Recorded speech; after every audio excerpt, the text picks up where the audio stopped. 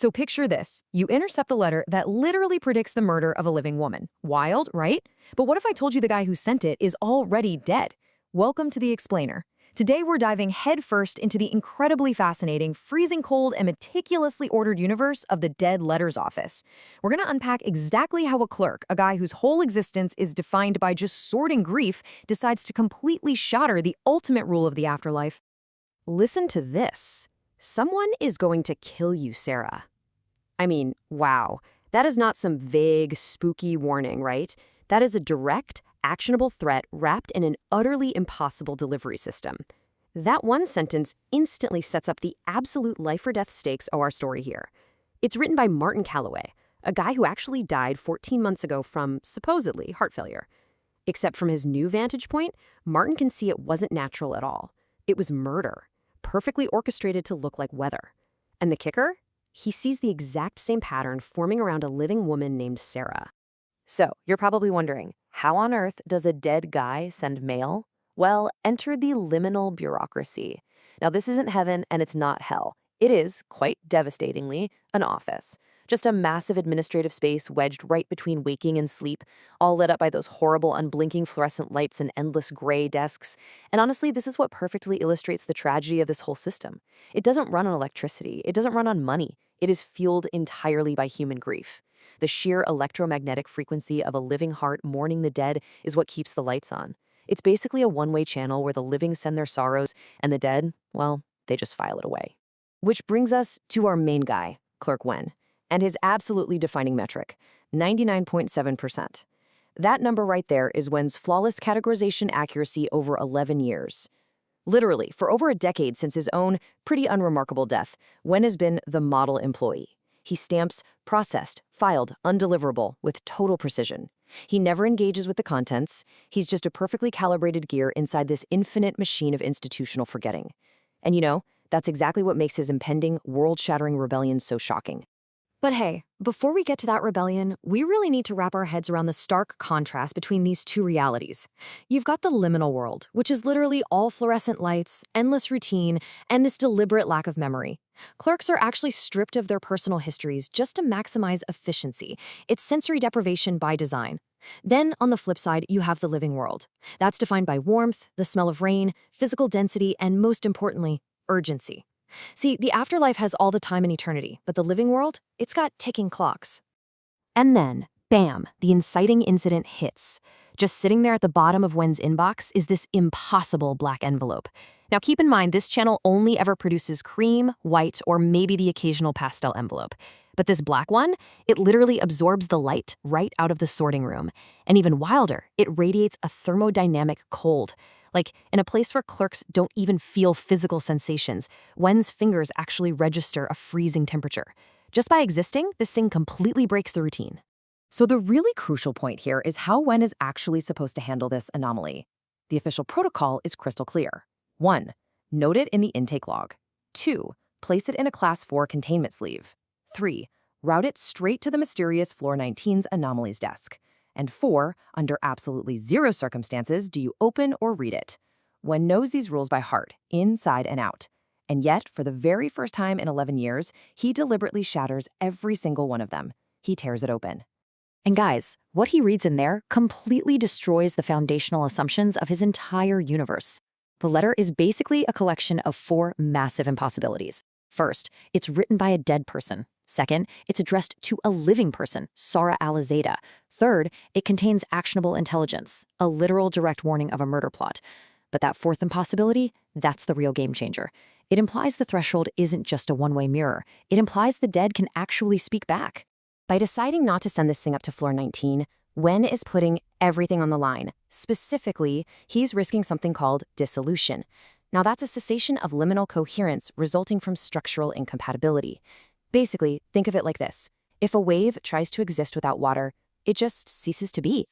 That's exactly what happens when the institution corrects a rogue clerk who's trying to break its operational parameters. It is the bureaucratic equivalent of a second and totally final death. So, exactly how lethal is this risk? Well, the magic number is 7. Digging deep into the restricted archives, Wen discovers that exactly 7 exemplary clerks have previously tried to send messages across the threshold to the living world. All 7 tried to brute force the dead letters channel, and all 7, they were instantly dissolved. Which obviously leads us to this critical question. Is Wen going to become number 8? Because here's the thing.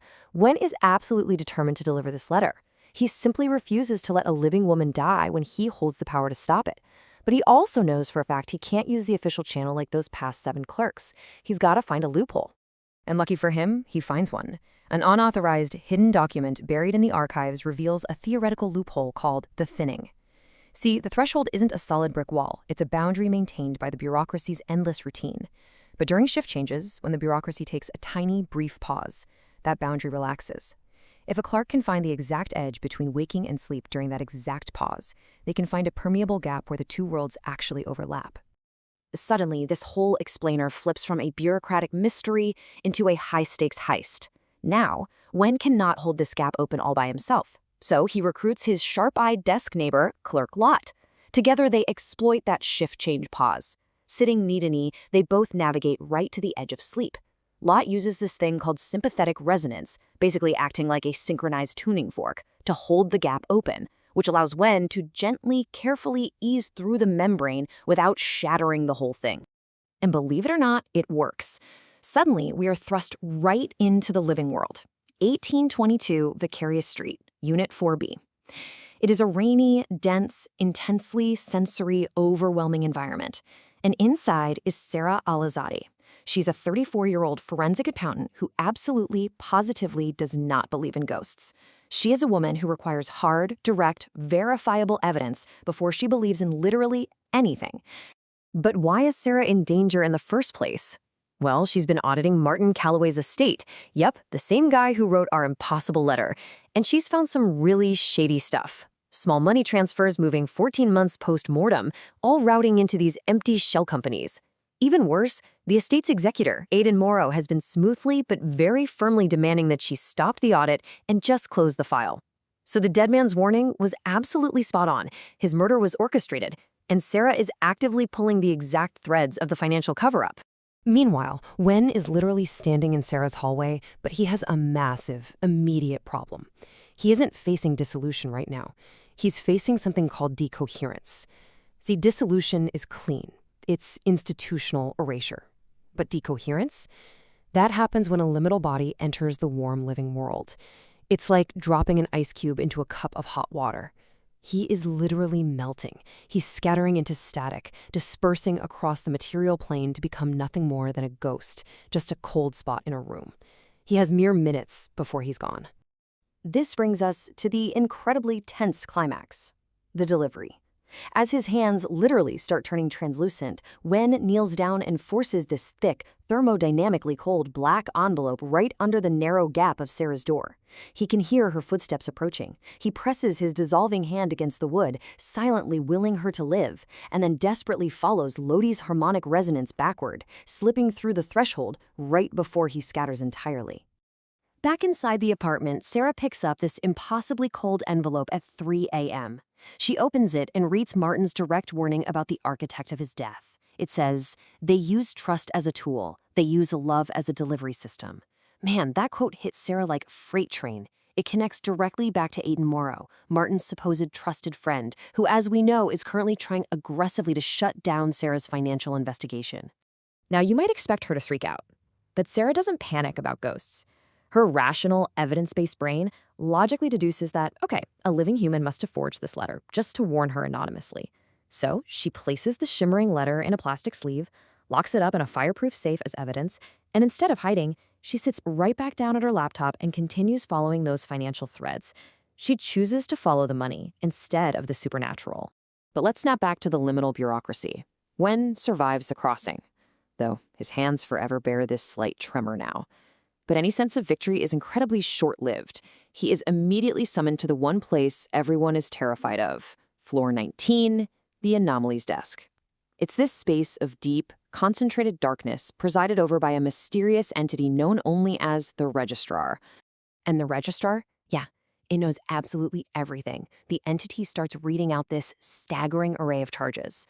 Wen opened the letter. He concealed it from the intake logs. He accessed restricted archives. He conspired with a colleague, and he breached the threshold. And Wen? He just acknowledges it all. He knows the consequence is dissolution. He broke the machine. But before we wrap up this explainer, I want to leave you with one final, incredibly provocative thought. Earlier on, Lottie pointed out a really crucial detail. The dead letters channel does not malfunction. It rejects wrong polarities instantly. Yet somehow, this impossible letter from a dead man to a living woman appeared perfectly in Wen's inbox. So was Wen's rebellion entirely his own? Or did someone or something with supreme authority over the system deliberately let that letter through? Did they know a perfectly meticulous clerk would finally be pushed to break the rules just to save a life? It really leaves you wondering just who was actually pulling the strings in the spaces between worlds.